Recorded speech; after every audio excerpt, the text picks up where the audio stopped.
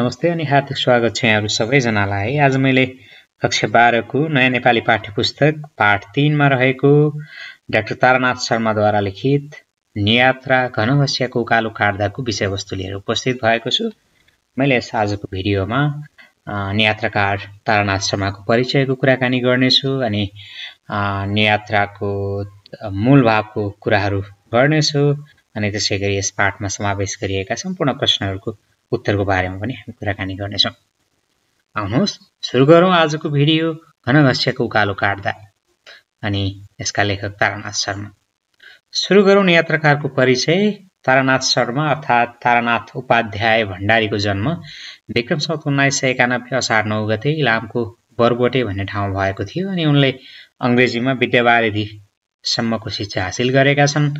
अनि नेपाली साहित्यमा झरोवादी आन्दोलनका अगुवा, नियात्रा विधाका संस्थापक, नेपाली निबन्धकार, कथाकार, उपन्यासकार, समालोचक र पाठ्यपुस्तक लेखक हुन् उनी नेपाली भाषा र साहित्यमा झरोवादीका रूपमा बढी चिनिन्छन्। अनि तारानाथ शर्मा लामो समयसम्म प्राध्यापन पेशामा पनि संलग्न रहेका थिए।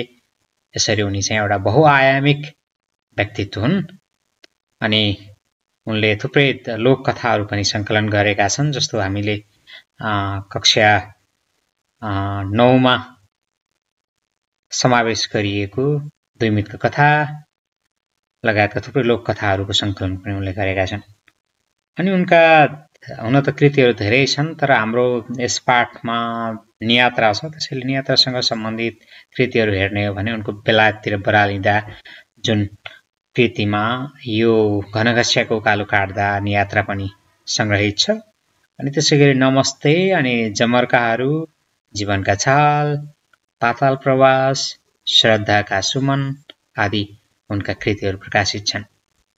अनि उनलाई उनका नियात्रा र निबन्धहरूको आधारमा उनको प्रवृत्तिको विश्लेषण गर्ने हो भने उनी नियात्रा विधाको प्रारम्भकर्ता अनि निबन्धमा आत्मपरक शैलीको प्रयोक्ताको रूपमा अनि त्यसैगरी जीवन र जगतको गहन पक्षको उद्घाटन र यात्रा वर्णन गर्ने साहित्यकारको रूपमा अनि उत्कृष्ट सफल र सशक्त स्रष्टाको रूपमा अनि राष्ट्रवादी मौलिक र सहज सृजना रचना गर्ने साहित्यकारको रूपमा उनलाई चिनिने रहेछ। अब कुरा गरौँ यस नियात्राको मूलभाव र सन्देशको बारेमा। यो नियात्रा बेलायततिर बरालिँदा नियात्रा संग्रहमा संग्रहित रहेको नियात्रा विधाको एउटा उत्कृष्ट रचना हो। अनि यसमा चाहिँ प्राकृतिक रूपमा अद्वितीय तर भौगोलिक रूपमा विकट सुदूरपश्चिमको डडेलधुरा यात्राको रोचक अनुभव वर्णन गरिएको छ। अनि नियात्राकार जीवनलाई एउटा नटुङ्गिने यात्रा मान्दछन्, नेपाललाई माया गर्दछन्, नेपालका विभिन्न ठाउँमा गएर उनी प्रकृतिको काखमा लडीबुडी गर्न चाहन्छन्, लुटपुटिन चाहन्छन्। नेपाललाई माया गर्ने नियात्राकार राष्ट्रको हरेक भागलाई उत्तिकै स्नेहसित मुटुमा सँगाल्छन्। अनि यस क्रममा घनघस्या जस्ता प्रकृतिको वरदान पाएका स्थलको विकास र प्रचार प्रसारमा राज्यको ध्यान जानुपर्छ र यस्ता स्थानहरूको उन्नति प्रगति नभई नेपालको उन्नति हुँदैन भन्ने कुरामा जोड दिएका छन्। विदेशमा मात्र जान हैन, नेपालको कुना कुना घुमेर प्रकृतिको आनन्द लिन सके आन्तरिक पर्यटनलाई पनि प्रवर्धन गर्न सकिन्छ भन्ने कुरामा पनि नियात्राकारले जोड दिएका छन्। अनि त्यसैगरी अचेल हामीहरू एडभेन्चरसको कुरा गर्छौं, साहसिक पैदल यात्राको कुराहरू गर्छौं। त्यस्तो खालको साहसिक पैदल यात्राको लागि पनि, साहसिक पैदल यात्रा रुचाउनेहरूका लागि पनि घनघस्या जस्ता गन्तव्यहरू चाहिँ उत्कृष्ट गन्तव्य हुन सक्ने। त्यसैले यसतर्फ चाहिँ घुम्न चाहने व्यक्तिहरूको पनि ध्यानाकर्षण अनि त्यसैगरी राज्यको पनि यसतर्फ ध्यानाकर्षण गराउन खोजेको हामी पाउन सक्छौं यस नियात्रामा। अब कुरा गरौँ नियात्राको शब्द भण्डार, यसको अभ्यासको कुराहरू। सुरुमा शब्द अर्थ जुन जोडा मिलाउने कुराहरू दिइएको छ। सुदूर भनेको धेरै टाढाको, स्नेह माया प्रेम भइ नै हाल्यो। सँगाल्नु भनेको कुनै कुरा जोगाएर राख्नु। अनि अद्वितीय भनेको उत्तम, अतुलनीय, तुलना नै गर्न नसकिने खालको। अनि सहारा मरुभूमि जुन संसारको एउटा ठूलो मरुभूमि हो। अनि दृष्टिपात भनेको हेर्ने काम, आँखाले ठम्म्याउने काम। काँचुली भनेको शरीरबाट अलग हुने सर्पको पातलो छाला। अनि अनन्त कहिले अन्त नहुने। गाड भनेको चाहिँ खोलो। ढुङ्ग्यानी भनेको ढुङ्गै ढुङ्गा भएको। विकट भनेको एकदमै अप्ठ्यारो कठिन। अनि यथेष्ट भनेको पर्याप्त, चाहिँदो, पुग्दो। अनि भयावह भनेको चाहिँ डरलाग्दो। अनि त्यसैगरी प्रश्न नम्बर 2 शब्दकोशको सहायताले तलको शब्दको अर्थ लेख्नुहोस् भनिएको छ। अररो भनेको जाडाले कक्रिएको, अघोर भनेको निकै अत्यन्तै, अनि उग्राउनु भनेको गाई भैँसी आदिले निलिसकेको घाँस पराल आदि फेरि मुखमा फर्काई चपाउनु पागुर मार्ने काम भयो। अनि चरण भनेको गाईबस्तु चराउने जमिन भयो। अनि बिरह लाग्दो भनेको दुःख लाग्दो, कुर्लाउनु भनेको रिसले कराउनु, अनि आकृति भनेको चाहिँ कुनै व्यक्ति वा वस्तुको आकार स्वरूप, सहृदय भनेको कोमल हृदय भएको दयालु, मरुद्यान भनेको मरुभूमिको रसिलो जमिन, यत्र तत्र भनेको जताततै सबैतिर भन्ने अर्थ बुझियो। अनि त्यसैगरी अर्को अभ्यास 3 जहाँ केही टुक्काहरू दिइएको छ अनि ती दिएका टुक्काहरू मध्ये 5 वटा टुक्काको प्रयोग गरी गाउँमा रहेका आफन्त वा साथीको घर जाँदाको संस्मरण लेख्नुहोस् भनिएको छ। ह्याकुलाले छोप्नु, रातो पिरो हुनु, नेत्रुक्क भिज्नु, फिटफिटी पढ्नु, मक्ख पढ्नु, कानमा तेल हाल्नु, रुक्क हुनु, नाक ठाडो पार्नु, हातमुख जोड्नु, श्री गणेश गर्नु, फत्ते गर्नु, दुनो सज्याउनु, लखतरान हुनु आदि। यहाँ मैले चाहिँ लेखेको म असारको महिनामा मेरो गाउँमा रहनुभएका मामालाई भेट्न उहाँको घरमा गएको थिएँ। बाटोमा जाँदा पानी परिरहेको थियो। त्यहाँ ओत लाग्ने ठाउँ नभएकोले पानीमा म निथ्रुक्क भिजेँ। मामाको घरमा पुग्दा मलाई देखेर मामा मक्ख पर्नु भयो र म पनि उत्तिकै खुसी भएँ। मामा घरमा जान भनेपछि म त सानैदेखि रुक्क हुन्थेँ। माइजूले हालचाले ब्युटी पार्लर श्री गणेश गर्नुभएको रहेछ। मामाले पनि आफ्ना पुराना बाँकी रहेका सबै काम फत्ते गर्नुभएछ। त्यसैले यसपालिको मामा घर बसाई झन् रमाइलो भयो भन्ने लेखेको छु। त्यसैगरी प्रश्न नम्बर 4 पाठमा भएका निम्नलिखित स्थानीय भाषिका तथा कथ्य बोलीको सही रूप लेख्नुहोस् भनिएको छ। बाटामी भनेको बाटामा, पढन्छ भनेको पर्दछ, यमराज भनेको यमराज, गाड भनेको खोला, अलिअलि भनेको अलिअलि, परतिर भनेको परतिर। यो सायद सुदूर पश्चिमतिर प्रयोग गरिने कथ्य भाषाको रूप यस नियात्रामा प्रयोग गरिएको छ। अनि अभ्यास 5 नभए बोध र अभिव्यक्तिको पहिलो अभ्यास नियात्रा पढे त्यसका मुख्य घटना भन्नुहोस् भनिएको छ। नियात्रामा खासै धेरै सम्झिनु पर्ने कुराहरू एकदमै पढ्दा बुझ्न नसकिने खालको कुराहरू खासै केही पनि छैन। जस्तो हामीले यहाँ दिइएको घटनाक्रम मात्रै जाने भने पनि हामीले यस नियात्रामा समावेश गरिएको विषयवस्तुको कुराहरू बुझ्न सक्छौँ।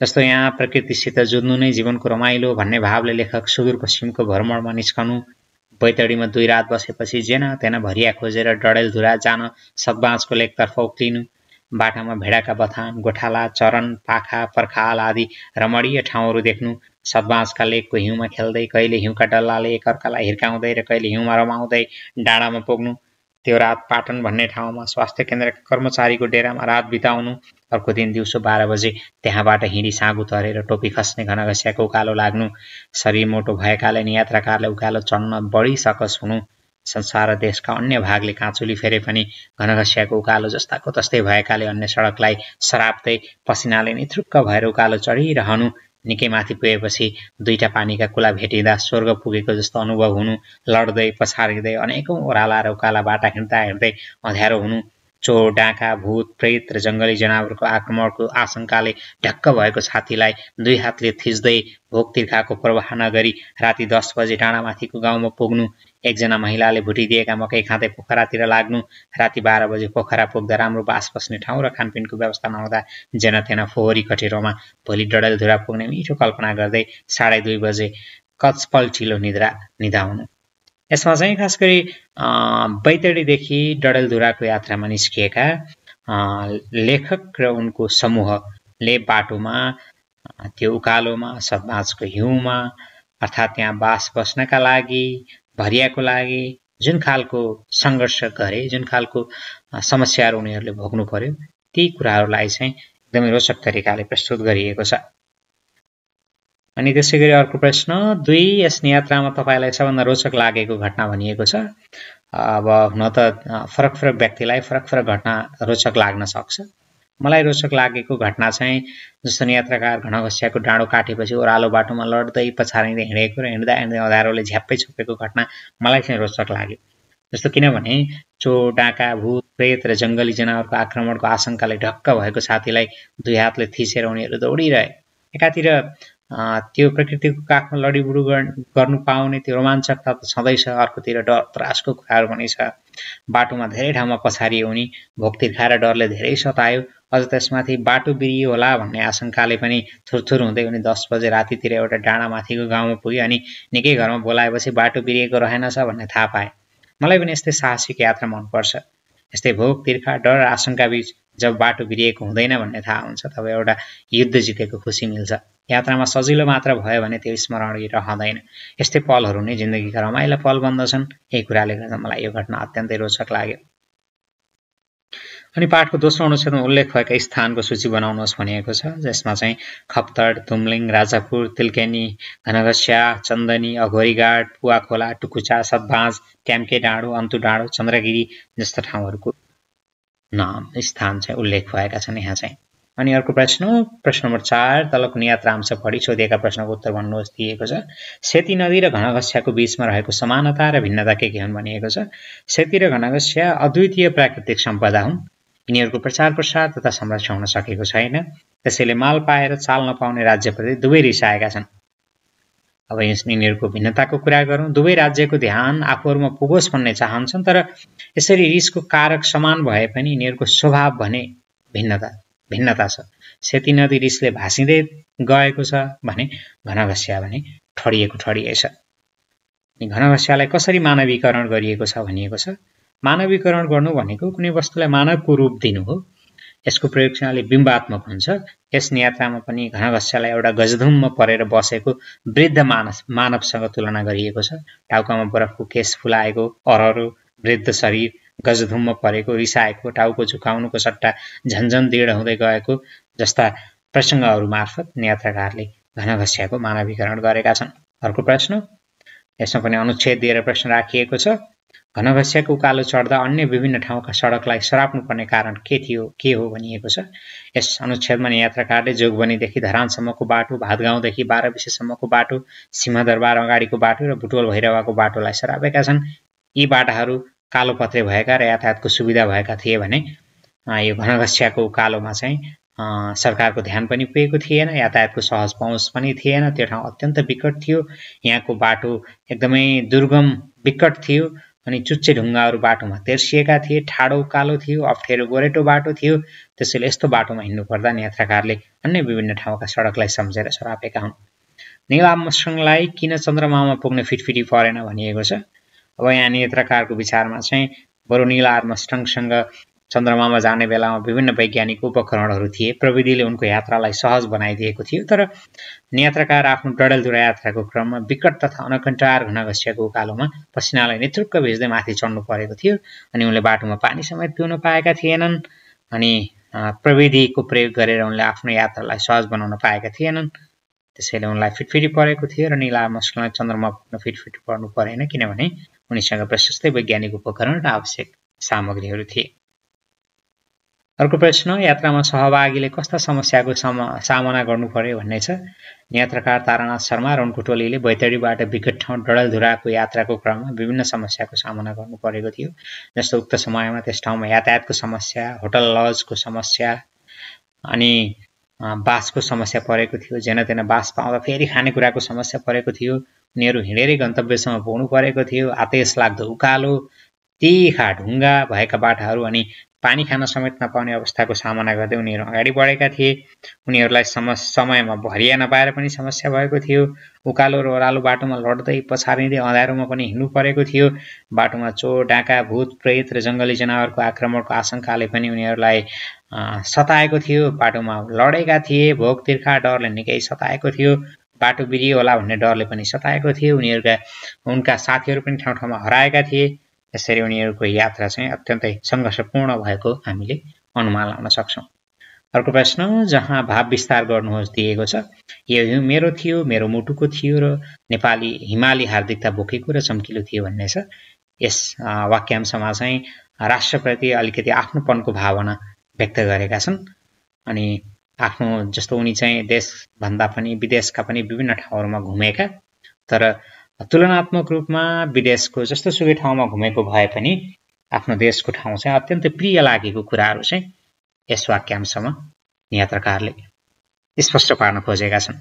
कुराहरू तपाईहरु यहाँ यो उत्तर हेरेर पनि बुझ्न सक्नुहुन्छ।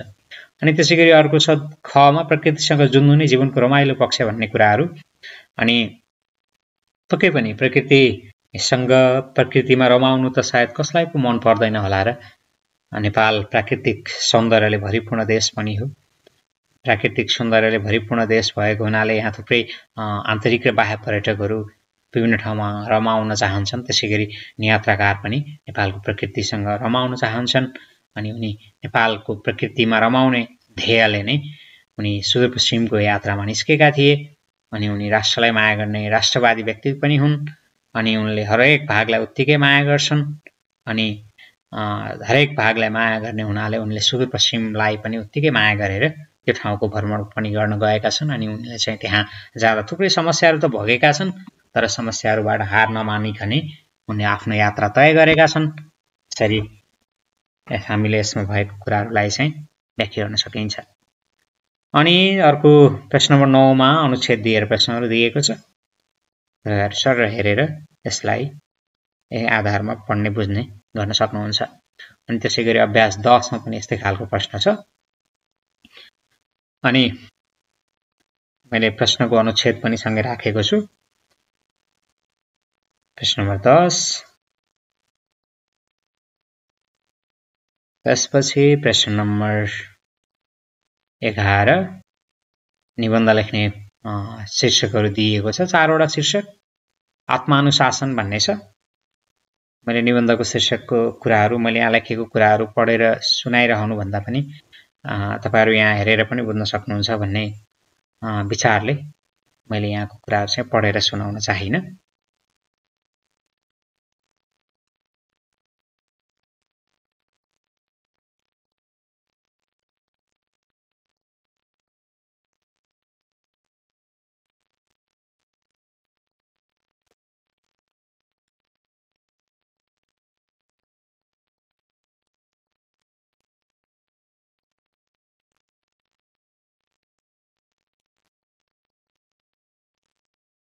अर्को छ सामाजिक सञ्जालको सदुपयोग। यो शीर्षक चाहिँ अघिल्लो शीर्षक भन्दा पनि अत्यन्त समसामयिक शीर्षक छ।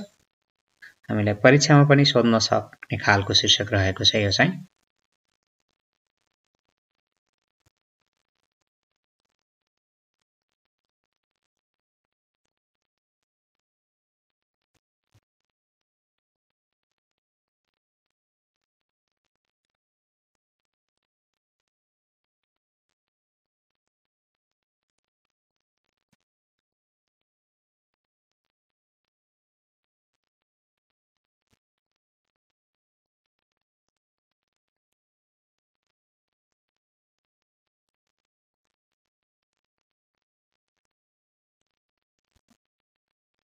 त्यसैगरी अर्को शीर्षक रहेको छ भ्रष्टाचार मुक्त देश।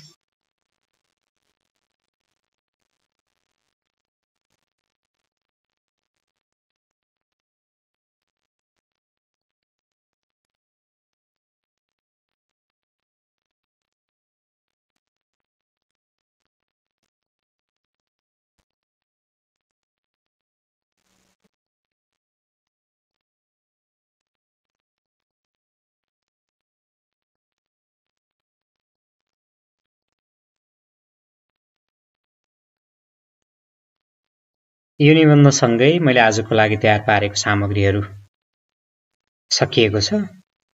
अर्को पाठको भिडियो सामग्री सहित केही दिनमा म तपाईहरुमाझ फेरि उपस्थित हुने नै छु। त्यतिन्जेलसम्मको लागि बिदा हुन चाहन्छु। हस्त धन्यवाद। नमस्कार।